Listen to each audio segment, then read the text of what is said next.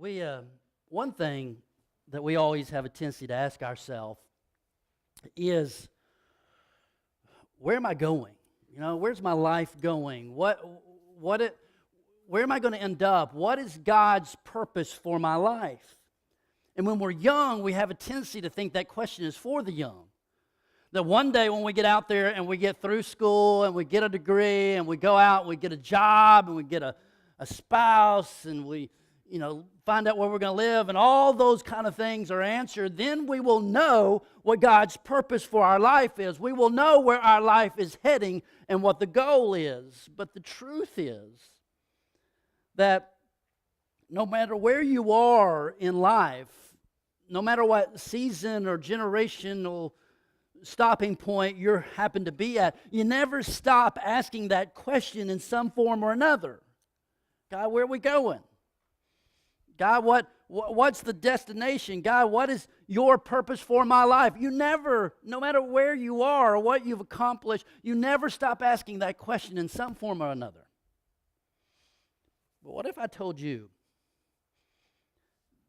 that you can know the answer to that question right now? That you can know for the rest of your life what is God's destination for your life? What God's purpose for your life? What is God doing in every situation, through every experience? What is He trying to work in that situation, that experience, to either give you an opportunity to or prepare you for this thing? What if there was a way that you could know right now? Wouldn't that be awesome? And what if I told you that there's just one thing? That there's one thing. There's one goal, one destination, one purpose that God is trying to work to bring about in our life every day, through every set of experiences, through every opportunity, through every season, through every good thing, through every bad thing. He is working in everything in life. Through everything He allows you to acquire in life, He's working through everything in life that you go through, experience, relationship, everything, to either give you an opportunity to accomplish this one purpose or to prepare you to accomplish that purpose in the future. What if you could know that there is one thing that God is working toward all, and that's for all of us, it's one thing. Now then, I'm not saying we're all the same. I'm not saying our journey is all going to be the same. In fact, in this room alone, we have a lot of a lot of diversity, a lot of uniqueness. There's a lot of unique. In this room, there's people who are city folk. There are people who are rednecks. There are people who work really well with their hands, and there's people that if you hand them a hammer, they do nothing but hurt themselves. And I could name a few. There are different family dynamics represented in this room. There's different spiritual journeys in this room. Some of you grew up in church, VBS. All you know is to go to church on Sunday. You feel odd when you're not there. For some of you, you hated church. You hated spiritual people, religious people. You hated all that. And then somehow God did something, and here you are. Journeys are different. In this room, there's different ethnic backgrounds represented, different economic backgrounds represented, different educational backgrounds represented. But all of that is irrelevant when it comes to the purpose. Now, that may be your journey, and God's working through that background, and through those experiences, and through the dynamics of your life, and through your skill. God's working through all that in a unique way through each one of us, but at the end, all that's irrelevant to the purpose itself. But there is one purpose, there is one goal, there is one thing that God is constantly moving you toward if you follow Him. And everything in your life, every experience, every stage, every hurt, every triumph, everything in your life is either giving you opportunity to live out this purpose, or it is preparing you in the future to live out this purpose. And it's the same for all of us. Everything in our life is working in concert to achieve this goal. And Jesus laid it out from the very beginning. Matthew chapter 4, picking up with verse number 18, says this: Now Jesus was walking by the Sea of Galilee. He saw two brothers, Simon, who was called Peter, and Andrew, his brother, casting a net into the sea, for they were fishermen. This is when Jesus calls his first followers. This is when Jesus calls his first disciples. This is when Jesus is getting ready to do his thing. And he says, hey, and he sees these guys and says, these are it. Verse 19, and he said to them, follow me. Now that's an invitation. It's an invitation. Hey, I want you to follow me. I want you to put your trust in me. I want you to put your faith in me. I want you to open your heart to me. It's an invitation. It's the very same invitation that he gives to this day, to follow him. Christianity is not just a believing thing. It is a following thing. And it's the same invitation. Jesus comes to us and he says, hey, follow me. In other words, I want you to trust me. I want you to believe in me. I want you to put your hope in me. I want you to put your faith. I want you to open up your heart to me and my forgiveness. It's the very same thing. He starts with this invitation, follow me. And then he says, and I will. And I will. He immediately goes to the purpose. He immediately goes to the end. It's interesting. The minute after the invitation, he immediately says, and I want you to understand, if you follow me, where this is heading.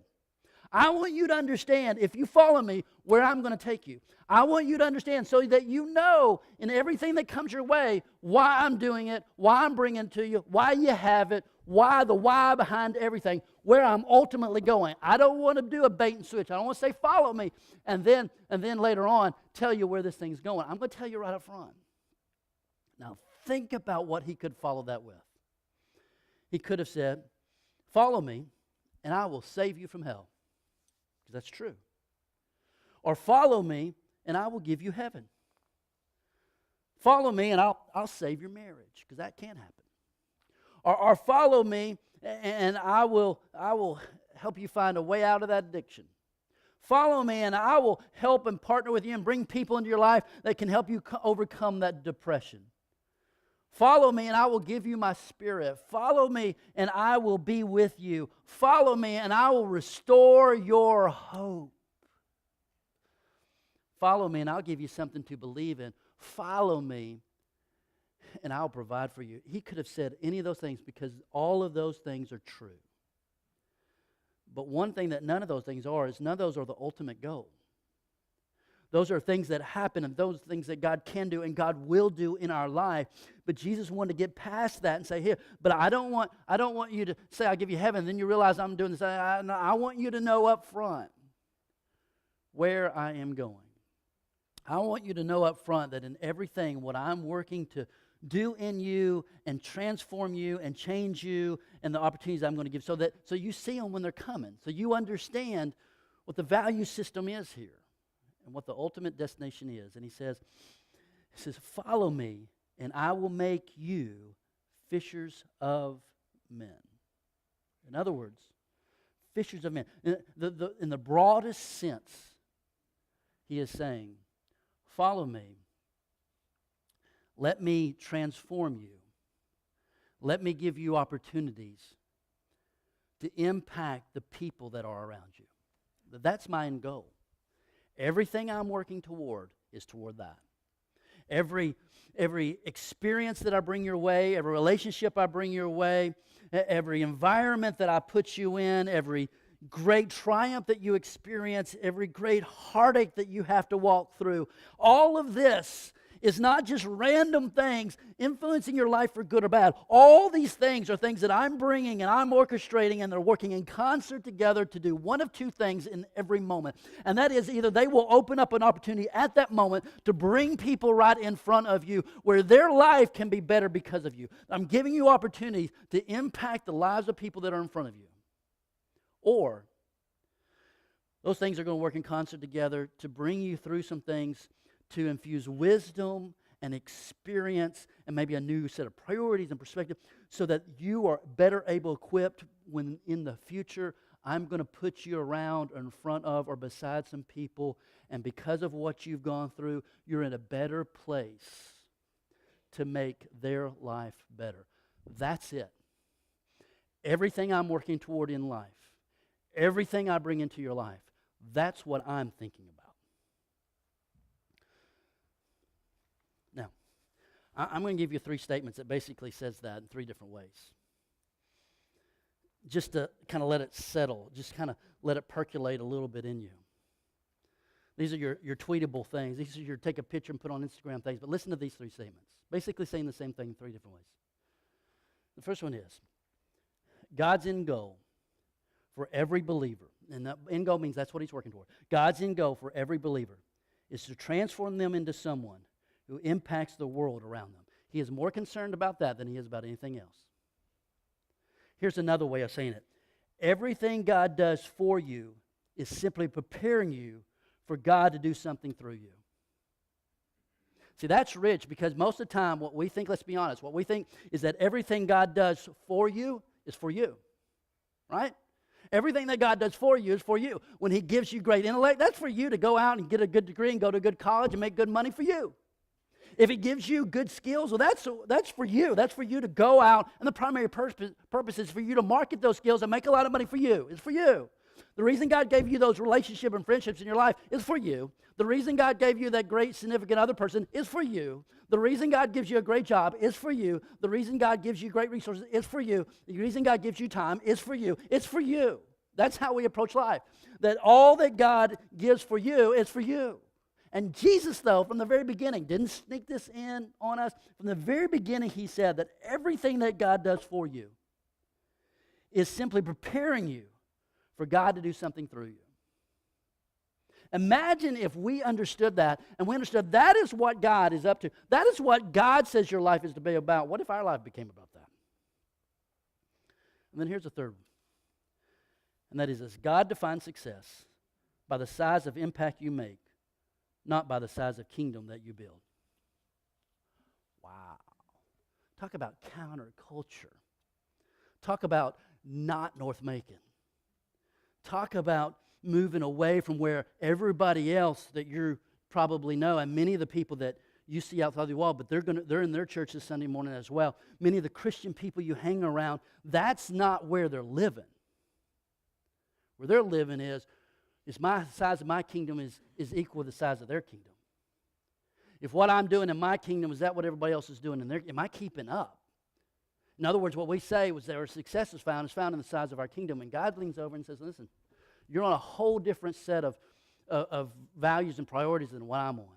And somewhere along the way, you missed it. I don't know how you missed it because I said it from the very beginning. I didn't hide it from you. I didn't just kind of head it back here and at a secret moment go, oh, this is what it's really about. Bait and switch. I don't know how you missed it. But you need to understand something. My definition of success is the definition in which I will grade your life by. I will reward your life by. And my definition of success is suited in the size of impact that you make, not by the size of kingdom that you build. That's why you're going to see in heaven people in this world that have very small kingdoms, but in the next world they're going to have a very big kingdom because they understood this. And this isn't something that just is stated in Scripture right here where Jesus says it. It's one that's reiterated over and over in Scripture. Listen to this and see if this is not what you hear. Philippians chapter 2, verse 3 says this: do nothing from selfish or empty conceit, but with humility of mind, regard one another as more important than yourself. That makes sense. You know, none of all of us will think that's something we ought to do, but it becomes something more important when you remember what Jesus says, and it makes more sense when you remember that is the end goal. That's what Jesus is doing. That's what God is doing to work everything in your life to either give you an opportunity or prepare you to make an impact in the lives of people that God brings your way, or the lives of people that you may never meet, but God puts a burden on your heart for. It makes sense then that Paul would say, listen, whatever you do, do nothing out of selfishness or empty conceit, but with humility of mind, regard one another as more important than yourself. Why? Because it's them. That's the purpose. That's what it's all about. It's the impact you make in their life. Romans chapter 12, verse 10 says, be devoted to one another in love. Honor one another. He could have said that, but he said, honor one another above yourselves. Why? But Paul understands that we like to make life about us, and he says, if you do that, you lose it, you forgot it. You're going to be constantly wondering, what's my purpose, what my purpose, what my purpose? And Jesus is constantly saying, I've already told you, already told you, already told you. But when you understand and you live your life honoring one another above yourself, then all of a sudden your life begins to make sense because you begin to weave your life into the purpose of God.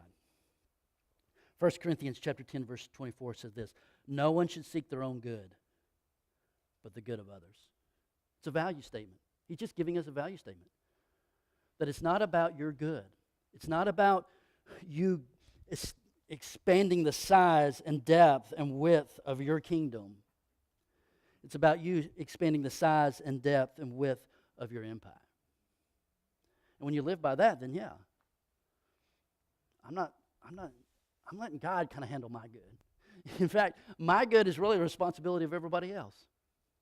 Because if they're really living out their life saying, I need to impact other people for good, then my life will be impacted for good. So I'm just laying it on everybody else's responsibility to make my life good. My responsibility is to go out there and understand that everything I go through, every experience, everything, every asset, everything that I am able to do and acquire and all that, it's either one of two things. It's either an opportunity right then to influence people that are with me. And influence could be as simple as just making sure that when a person is with me for a period of time, that when they leave, they're encouraged and they feel better for who they are. That there's something in that interaction. Or it could be taking some of my resources and investing here. But as a result of everything going in my life, what is happening here, the purpose of it all is either an opportunity at that moment to influence and impact somebody's life and for good, or it is going through something that will shape and mold me and maybe give me more wisdom, give me experience that will enable me to be better prepared to impact someone that God's going to bring my way into the future. So, we struggle with this because for us, our lives, happenings, are about the good they can do for us. And that's the perspective we work from, and we look through those lenses at everything. And one of the reasons we fail to understand God sometimes and why He's working is because God works through a different set of lenses. And God's set of lenses is that our lives happening are about the good we can do for other people. And so He'll say, listen, if I can take Jerry through this, and it might chip through that experience. Maybe it's not good and it's not fun, it's not easy, but it will chip this little away from his life and that away from his life. And when he gets through it, I'll walk with him through it. But when he gets through the other side, man, he is going to better understand or be better positioned or have greater empathy or what he's going to have these things that will better enable him to become just a great person. No, they'll better enable him to connect with and understand and better able for him to encourage and help someone else that's going to need it, that I'm going to bring into his path. See, that's how God views. That's how the lenses that God looks through. And imagine if we could put on those lenses, what would happen? I'll tell you what happened. It changed the way you view so many things in life. You can be a student. You can be a middle school or high school student. And your view of life, when it's just the normal view that the culture says, hey, man, school is a pain, which it is a pain. And school is about you getting good grades so you can go in and get a degree and go to college and get a good job for you. That's what everyone's telling you. That's what your parents are telling you. But if you begin to put on these lenses that God looks at everything, all of a sudden it becomes, you know what school's about? It's about two things. It's about, one, God has put me at this age, at this time, in this school, at this location. One reason is because there's other students there. And God doesn't wait till we're adults to want to impact our lives. And God doesn't just use adults to impact our life. Ask David, ask Mary, who were all teenagers when God used them. No. I'm in middle school. I'm in high school. Two things that God's purpose is for me right now is, one, part of it is right now. God is going to have opportunities right here for me to make a difference in someone's life. He is. Because that's God's purpose for my life as a Christian. And that may be just encouraging someone to do the right thing. It may be when I go to school, I notice the kid that no one ever talks to, and it's not that we're going to be best friends, but I'm going to make sure that my encounter with him or her, she feels valued, that I treat them as a person. See, that's God's purpose for my life, is to make other people around me feel valued and feel better. And it may be that God leans on me and says the gospel, and I've never shared the gospel. I need to do that. And, I don't know what it's going to look like every day, but every day God has me here for that day to make sure that my life is having a positive influence on others. It's as well as just for me doing the right thing, because when I do the right thing, I influence other people to do the right thing. That's a part of it. Another reason, another purpose for my life as a high school, middle school is to get good grades so I can go into college. But not just so I can get a great degree so I can make great money for myself and expand my kingdom. No, it's for I can go out and get a great degree and go to a great college because there God has people being influenced. In the career field out there, God has a place for me and my skill set to go out and just be a person who improves the economy, the environment around me, and invest in people and becomes a light for Christ in that place. Not only that, it's out there and go make money so that I have resources then, not just to expand my kingdom and do more for me, but so I have resources to go out and help people who need help. Imagine that. Imagine if your child, who is a middle schooler or a high schooler, had that kind of purpose in them. The chances are they would surpass your maturity. And don't you want that for them? What if we would use those lenses to look at our job and our career? That all of a sudden, it's our job and career is not just a place to make money, but it's a place to accomplish our purpose. That in my job career that God has given me, at least at this stage in this moment of life, is a place where I'm going to encounter people, and I want to make sure that God, in those encounters, that I do the very best I can do at my job, because that influences people. It gives respect to me, it gives respect to God, it gives me a greater platform for people to listen to what I have to say. Not only that, there's people in my office place, and there are things there are people there, and my purpose is there to make sure that just their life is better because they came in contact with me. And so I'm going to be proactive in just investing in the people that are there. Not only that, my job is a place where I can make money. And money not just to build my kingdom, but make it a priority to use some of what I get to make a difference in the people that God puts in my path. What if we start looking at our jobs that way? Let me tell you something on that. I want you to make as much money as possible. You know that? I'll even tell you this. I prayed before, and I prayed this morning because I wanted to tell you this. I prayed this morning that you in this room would make more money than you ever thought you could. That you make as much money as possible for your skills and experiences and education and career field, that in that area that you would make as much money as possible. I prayed that for you. I think, thanks. But I prayed that would happen only if you had a right understanding of what it's about. That if you understood that the main reason God wants you to have money and grow in money and accumulate as much money as possible is not primarily so you can have more stuff. Listen, you can drive a Lamborghini, I don't care. But the primary purpose is that, hey, I pray that you would have as much because it's a resource more than anything else than it is, above everything else that it can do for you. That is, number one, it is simply a resource that God will allow you to have in order to make a positive impact in the lives of people that come your way. And with that, I've said it before, I'll say it again. Stop spending all your money on yourself. And let me tell you this. I can say this because I just told everybody I want you to be rich, okay? Don't come up to me after this service and say, well, if God would ever do that for me, then I would.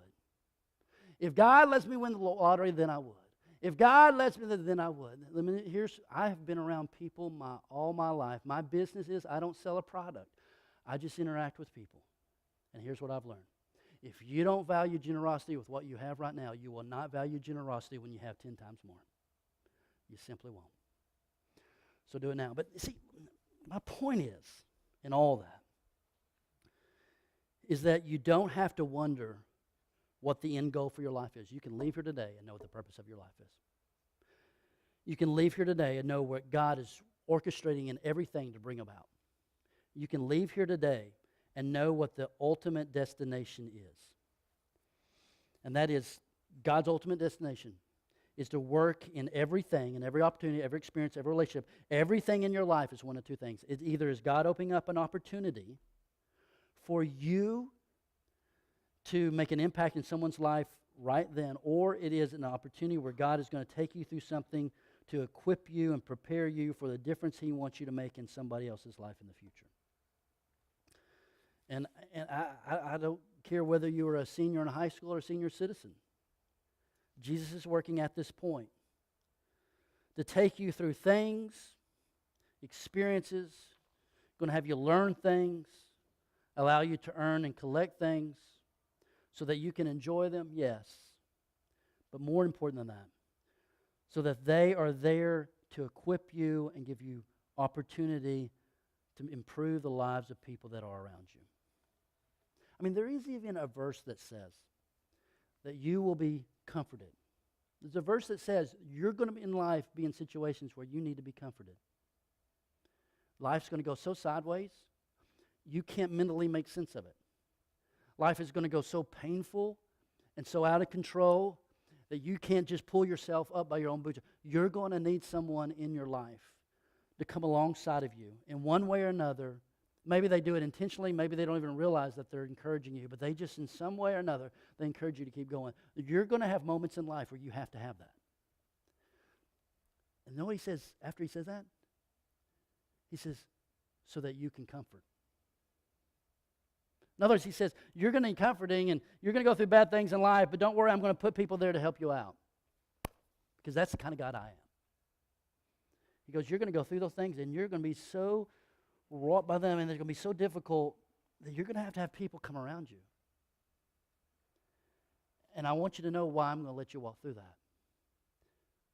Is because when you go through that, and here it goes to him just reminding us what our purpose is. When you go through that, you're going to be humbled in some ways, and you're going to understand some things that you didn't understand before, like the value of being comforted and how to comfort somebody and how important it is that there are moments when you're going to have empathy in ways you didn't have before. And you're going to go through that, and it's going to be hard and painful, and you're going to scream at me. You're going to wonder where I am, but what you don't realize is I was right there in the middle of all that, getting you ready for this person or that person or these people down the line that your life is going to brush up against. And they're going to need you to comfort them. They're going to need you to make a difference. And you're really not going to be really perfected to do that unless you go through this. See, everything that God is doing, everything that God is working, every opportunity, every avenue, everything He takes you to, every resource that He gives you, ultimately is moving you and pointing toward and pulling you toward His end goal, which is what? To be fishers of men. To ultimately to make your life have an impact in someone else's life. Maybe in small encouraging, maybe in a way to bring them to the grace and the blood of Jesus Christ by presenting them with the gospel. I'm not completely sure why we don't get this. That instead of understanding that's where God's, and looking for that when we go through life, either the opportunity right then or look for God in what we're going through and how He's preparing us for something in the future. We don't get that. So often we look and we just wonder what church and what God and what school and what government and what people around us can do for us. When Jesus from the very beginning made it clear that the minute you follow me, it stops being about you. And it starts being about my set of priorities. And my set of priorities is for you to kind of lose yourself and begin to be focused on how your life can improve, bless, encourage the lives of people that are around you. In fact, listen to what Paul wrote in Galatians chapter 2, verse 20. I've been crucified with Christ. What does that mean? He said, I've come to Christ. I've invited Christ into my life. I've accepted His forgiveness and His grace that brought me that. I've been crucified with Christ. It is no longer I who live. It's not about me. Can you just say that to yourself right now? Just say, it's not about me. He says, it is no longer I who live. It's not about me, but it's Christ who lives in me. It's about Him and His priorities and His purpose. And the life which I now live in the flesh, I live by faith in the Son of God who loved me and gave Himself up for me. It's about Him and His priorities and His future. That's what it's about. And what has He said? It's about us being fishers of men. It's about us not seeking our own good, but the good of others. Just imagine what would happen if we began to look at life through those lenses. I'll tell you, the way you view school and its purpose and your place in it would change. The way you'd view college, the way you'd view your workplace, the way you'd view the resources of your life would change. Now, the way you view church. Church wouldn't be a place where you just primarily come and get. It'd be a place that you come and you invest. Not just by volunteering, that's a big part of it, but just invest by the fact of looking at the people around you and making sure that the people who worshiped with you beside you today, when they leave, that that you've at least done something to try to make sure that their experience, their moment, their life is encouraged by you. And this, if you get this, then you get why next week is so important. For me, it's for us. Next week is our first time to ever do The Church Has Left the Building. Next week, we're going to gather here at 9 o'clock, and we're just going to meet for a moment and give a challenge, and then we're going to move out, and we're going to say, you know what, for this Sunday, we're going to make it something other than ourselves. We're going to make it about the community that God has put us in. Next Sunday, and we got various projects. One, we're going to go help a guy in Lake Wildwood who's disabled, and his house needs some repair and some work. And we're going to show up with a team there. Do you know this week when we came to look at that, he started crying? He started crying when he found out that some people wanted to come help him. That's what the church is about. We're going to go do that next Sunday. We're going to walk. We're going to drive or walk. You can walk if you want. But I'm going to drive down to Heritage, right down the road, the school that's our neighbor down the road that impacts families that are around here. And we're going to go into a courtyard they have there, and it's just overgrown, it's nasty, and there's just something about environment. If you're in a good environment, you can be encouraged. And we're going to go in, and we're going to clean that out, and we're going to improve that environment so those kids, when they come, it's a better environment to go to, and it's just encouraging when you can go on that. We're going to do that for them. We're going to have folks here as well. Some of you may hear, we're going to just create care baskets for our first responders. Just to say, hey, we care about you, thank you. Just a simple way to encourage you. We're going to do that next week. Because here's what's important. Every Sunday we come in here and we worship with some great worship and we hear the Word of God. And we do that to one, because God has called us to worship, as well as we want to change who we are. And hopefully we want to change so that we become a blessing with those who are around us. But we do that every single Sunday. But I think it's important. And I just want a moment for us to come together to remind ourselves that the end result and the end goal is not about us. It's about this community that God has put us in the middle of. And what better way for us to show up, and every one of you better be here, because I've already wrote down your name. I'm coming to your house next Sunday if you're not there. I'm just kidding. But what a great way, for one, for us to get to know each other, but more important than that, for us just to sit back and say, we got to remember what it's about. It's about making a difference in the people that God has put around us, to the least of these. That's what it's about.